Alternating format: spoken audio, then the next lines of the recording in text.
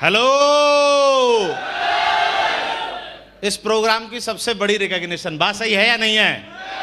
बात सही है या नहीं है? छोटा पैकेट, छोटा पैकेट, बड़ा धमाल सैंपल है भाई ये। बात सही है या नहीं है? आगरा वालों तैयार हो? डिस्कवरी चैनल कितने लोग देखते हैं? चलिए बहुत बढ़िया। मैं जानकारी दे देता हूं थोड़ी सी। एक्चुअली डिस्कवरी चैनल पे आप लोगों ने शेरों के झुंड देखे होंगे, देखे या नहीं देखे? बड़े बड़े बब्बर शेर रहते हैं, सही है या नहीं है? 8-10 के झुंड में रहते या नहीं रहते? लेकिन एक चीज बता दूं मैं, क्योंकि मुझे ये डिस्कवरी चैनल बचपन से पसंद है और शुरू से मैं ये बहुत ज्यादा देखता था। उसमें जो असली शिकारिन होती हैं वो शेरनियां होती हैं। बात सही है या नहीं है? Thank you. झुंड तो केवल साथ देने के लिए रहते हैं। हेलो। स्ट्रेटजी और प्लानिंग वो हमेशा शेरनी की रहती है। हाँ जी। तो ये वो शेरनी है जो अपने झुंड के साथ शिकार पे जब जाती है तो खाली हाथ लौट के नहीं आती है। बात सही है या नहीं है? और जो जो इनके साथ में, मैं ये जानता हूं जो जो इनके साथ में काम करेगा, मतलब मैं लिटरली ऐसा कोई दिन नहीं जाता जब मेरी प्रगति से बात नहीं होती। और सच बता रहा हूं, अगर आगरा में दमदार और पावरफुल परफॉर्मेंस अगर कहीं देने की अगर बात करें तो मैं प्रगति का नाम लूंगा। बात सही है या नहीं है? तो मैं इन्हीं के द्वारा बहुत सारी बेसिक्स, कहां से इतनी एनर्जी लाती है, कहां से इतना बढ़िया बोल सकती है, कैसे इतना अच्छा लोगों को कन्विंस कर सकती है, बिल्कुल मतलब बड़े बड़े लोगों को, बिल्कुल दिग्गज लोगों को भी एकदम पसीने छुड़ा देती है। बात सही है या नहीं है? तो इसके अंदर ये काबिलियत कैसे आई, कहां से आई, जानना चाहते या नहीं जानना चाहते? बनना चाहते हैं प्रगति जी के जैसे? चलिए तो अगली आवाज प्रगति जी की मैं माइक हैंडओवर करना चाहूंगा। एक बार जोरदार तालियों के साथ में माइक हैंडओवर करते हैं प्रगति जी को। जोरदार तालियां दोस्तों।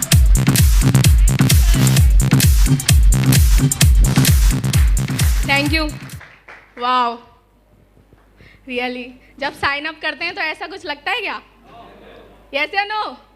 नो, एक्चुअल में नहीं लगता, इतना सब कुछ नहीं देखा होता। Thank you. आप सभी लोगों का मैं दिल से धन्यवाद करती हूँ जिन्होंने मुझे इतनी जबरदस्त तरीके से स्वागत किया। एक बार आप लोग अपने लिए तालियां बजा लें।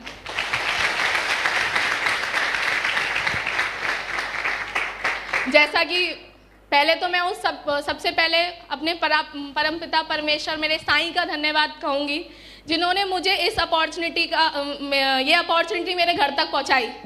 तो एक बार भगवान के लिए दिल से धन्यवाद। मैं बहुत कम बोलूँगी क्योंकि टाइम का बहुत अभाव है और मुझे है ना मेरे दोनों मेंटरों को सुनना है। मैं इस चीज़ में ध्यान रखूँगी क्योंकि लीडरशिप सारी चीज़ों को। Thank you sir.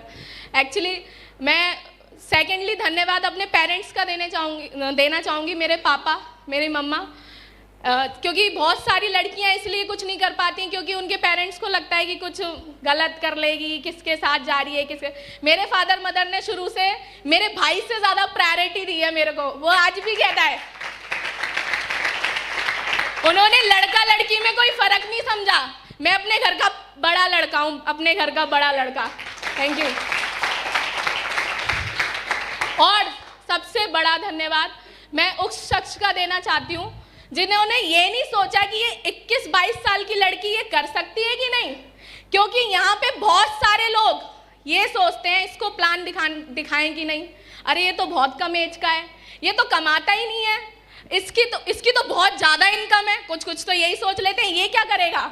मुझे बताओ, हमारे पास 8 लाख रुपए कमाने का मौका है, मार्केट में है क्या? यस या नो? तो इसीलिए पहले प्री जज नहीं करना। मेरे को भी प्री जज नहीं किया उनने। पता नहीं, कहते हैं हीरे की तरह जो पहचान होती है वो एक झौरी को होती है। तो 2 शख्स यहाँ पे मौजूद हैं जिन्होंने इस झौरी को पहचाना और प्लान दिखाया। तो एक बार लाखन सर, आशा मैम के लिए अब तक की जोरदार तालियां हो जाएं। Thank you.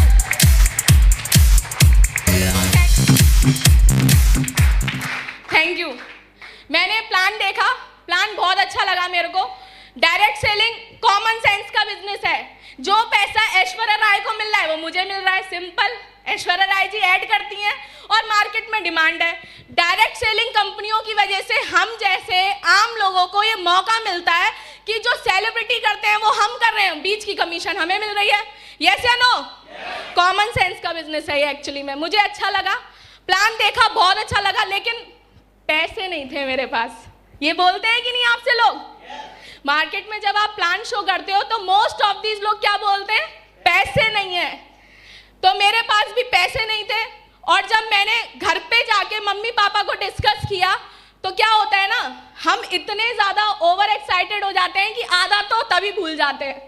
आप मुझे बताओ, किसी प्रोस्पेक्ट को प्लान दिखाते हो आप, तो क्या वो तुरंत उतना अच्छा बता सकता है? ऐसे ही मेरे साथ हुआ, मैंने आधा उल्टी कर दी घर पे जाके, और पापा ने कहा हमारे पास नहीं है, तेरे को लगाना है तो तू अपना लगा। अब प्लान देखा, मुझे अच्छा लगा, तो मैंने ये सोचा कि ठीक है, अभी तक यहाँ पे ये बताइए कितने लोग हैं जिनके बच्चे CBSE में पढ़ते हैं? हैंड्स रेस करिए। आप मुझे बताओ, लाखों रुपए लग जाते हैं कि नहीं? 12th तक लाखों रुपए लग जाते हैं। मेरी फैमिली में मेरे फादर मदर ने अपनी लेवल से ज़्यादा करा और उन्होंने मुझे CBSE में पढ़ाया, तो लाख रुपए तो वैसे ही लगा चुके थे मेरे पे। तो मैंने एक डिसीजन लिया जो कि 21 और 22 साल की लड़की के लिए बहुत टफ था। मैंने इस बिजनेस को 5% सैकड़ा ब्याज पे लेके ज्वाइन किया था, वो भी एक नहीं 3 आईडी से 3। Thank you. 3 आईडी से लोग एक आईडी निकालने में ऐसे करते हैं। मेरे को एक बात समझ में आ रही थी, मेरी एजुकेशन यही लोकल की है, और इतने ज़्यादा होपलेस हो जाते हैं कि नाम बताना मैं भूल गई।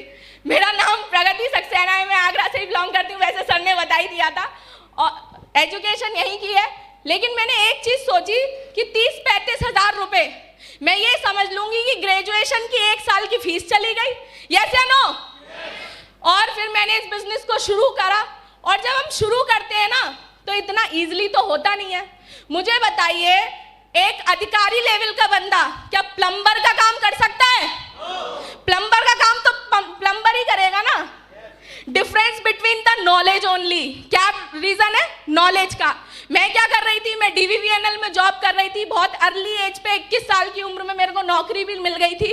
6 महीने नौकरी में बीते थे, और मैंने जैसे ही प्लान देखा और ब्याज पे लेके ज्वाइन किया। अब मेरे को जब ज्वाइन करते हैं तो क्वेश्चंस आते हैं कि नहीं? तू क्या करेगी? अभी मेरे से तो पता है मोस्ट ऑफ दीज लोग क्या कहते थे, लाली हमने तो पूरी दुनिया देख रखी है, तूने क्या देखा है? तो मैं धीरे से सरका देती थी, पासपोर्ट है आपके पास? तो कहती नहीं। मैं क्या बात की दुनिया देखी है? लेकिन उनने मेरी एज की वजह से मुझे रिजेक्ट किया। कोई बात नहीं, लेकिन जब हमारे साथ प्रॉब्लम्स आती हैं तो आप मुझे बताऊं, प्रॉब्लम्स आती हैं तो भगवान सॉल्यूशन भी संग भेजता है कि नहीं? मेरे साथ भी सॉल्यूशन के रूप में एक शख्स मौजूद हैं जिन्होंने मुझे फॉलोअप करना सिखाया, इस बिजनेस में कैसे डीडी निकाली जाती है, बड़े लोगों से कैसे बात करते हैं, छोटों से कैसे बात करते हैं, लेडीजों से कैसे बात करते हैं, स्लाइड्स कैसे करते हैं, सब कुछ उन्होंने सिखाया। तो एक बार हमारे बीच में एक रूबी लीडर मौजूद है, मेरे जयपाल सर के लिए जोरदार तालियां हो जाए।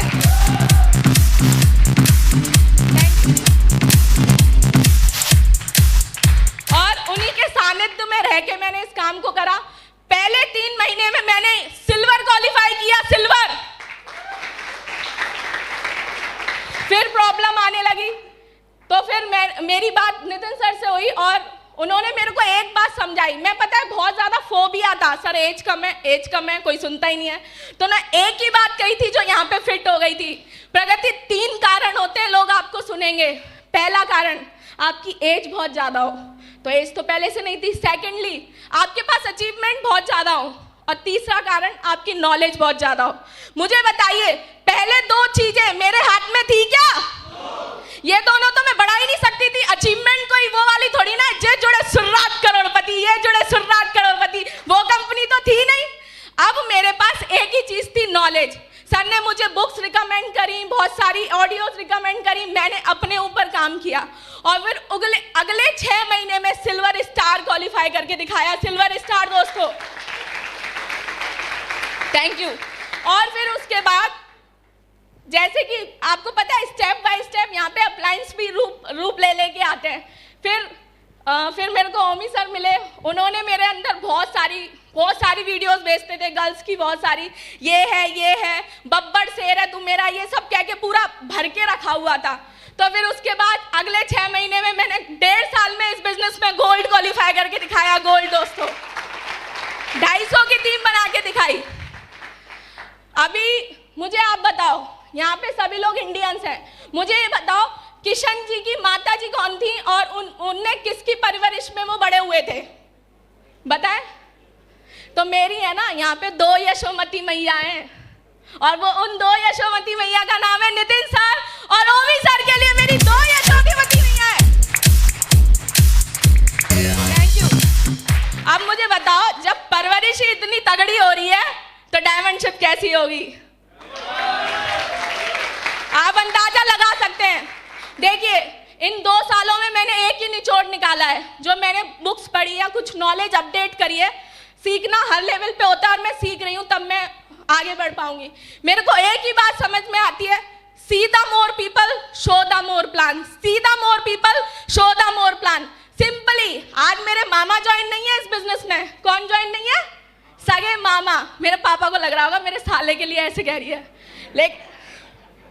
लेकिन मैं आपको बता दूं, मेरे मामा ज्वाइन नहीं है, मुझे इससे कोई फर्क नहीं पड़ा। बहुत सारे लोग ये सोचते हैं हमारे रिश्तेदार नहीं करेंगे तो कैसे चलेगी हमारी टीम, कैसे बढ़ेगी, लेग कैसे चलेगी। मैं आपको बता दूं, इससे फर्क नहीं पड़ता कि आप किसको बता रहे हैं, इससे फर्क पड़ता है आप कितनों को बता रहे हैं, कितनों को बता रहे हैं। सेम प्रोसेसिंग है। ऐसा कभी नहीं होगा 2 को बताओगे 4 जुड़ेंगे, लेकिन ऐसा जरूर होगा 40 को बताओगे 20 जुड़ेंगे या 10 जुड़ेंगे। मेरा रेशियो थोड़ा अच्छा हो गया है, मैं 20 को प्लान दिखाती हूँ तो 25 ज्वाइन करा सकती हूँ, लेकिन मैं एक फ्रेश लेवल के लिए कह सकती हूँ कि आप 10 को बताओगे तो 2 आपके साथ आएंगे ही आएंगे। बिना मामा के 500 की टीम बना के खड़ी कर दी। Thank you. दूसरी चीज मैं आपको बताना चाहूंगी, जैसे बात अभी कमिटमेंट की आ रही है, कमिटमेंट की, तो हम जब प्लान दिखाते हैं तो प्लान में क्या कहते हैं, पहले साल में आपके साथ 10 लोग आते हैं, यस या नो? दूसरी में कितने आते हैं? आपकी नॉलेज चेक कर रही हूं मैं। दूसरी में कितने आते हैं? ठीक है, अब मुझे बताओ, मुझे इस बिजनेस में कितने साल हो चुके हैं? दूसरी साल मेरी रनिंग है, मतलब तो मुझे बताओ, मैं रेशियो से 5 गुना ज्यादा चल रही हूँ कि नहीं? 100 होते हैं, लेकिन मैंने कितने बना दिए? मतलब 500 की जिंदगी बदल दी और 500 का डीएसए बना दिया खुद के बाद। तो अभी 500 के साथ मैं आज खड़ी हूं, तो तीसरे साल में कितने लोग आते हैं? 1000। तो ये तीसरी साल में जब मैं स्टेज पे आऊंगी ना, तो 1000 नहीं होंगे, पूरे के पूरे 5000 लोग होंगे, 5000। Thank you. और 2021 में मुझे नहीं पता आपके पास इस काम करने को रीजन है कि नहीं, इतनी ज्यादा प्रॉब्लम्स आ जाती हैं। अभी तो कुछ के पास ये बहाने होंगे कि मेरे 7 दिन के व्रत हैं। भगवान कह रहा है व्रत रखो, व्रत है, व्रत का बहाना रहेगा। नौकरी पे जाएंगे लेकिन 7 दिन के व्रत का बहाना लेके यहाँ पे बहानेबाजी करेंगे। मैं बता रही हूँ, अपने ड्रीम्स को बॉस बना लो।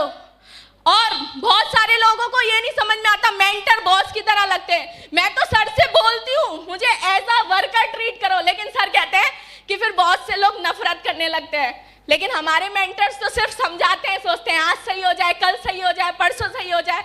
अपने आप को जो सिस्टम कह रहा है उसमें सौंप दो, वो दिन दूर नहीं होगा 2021 की डायमंड बनेगी सर आपकी प्रगति डायमंड। Thank you. मैं बस इतना ही बोलना चाहूंगी, और आगे जिन लोगों को मौका मिले वो भी थोड़ा कम बोलें, क्योंकि हमें सर को सुनना है, टाइम का बहुत दबाव है। Thank you. तो अभी फिर से मिलेंगे टोपाज पे। Thank you.